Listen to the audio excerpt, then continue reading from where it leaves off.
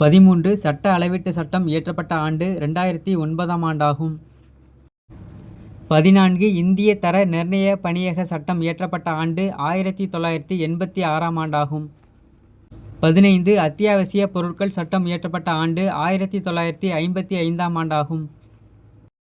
16 கருப்பு சந்தைப்படுத்துதல் தடுப்பு மற்றும் அத்தியாவசிய பொருட்களின் பராமரிப்பு சட்டம் இயற்றப்பட்ட ஆண்டு 1980ஆம் ஆண்டாகும். 17 நுகர்வோர் என்பவர் யார்? ஒரு பொருளை வாங்குபவர் அல்லது ஒரு சேவையை பெறுபவர் நுகர்வோர் ஆவார். 18 ஏகபோக போட்டி என்ற சொல்லை குறிப்பிட்டவர் ஆசிரியர் எட்வர்ட் எச். ஆவார். இவர் 1933ஆம் ஆண்டு இச்சொல்லை குறிப்பிட்டார்.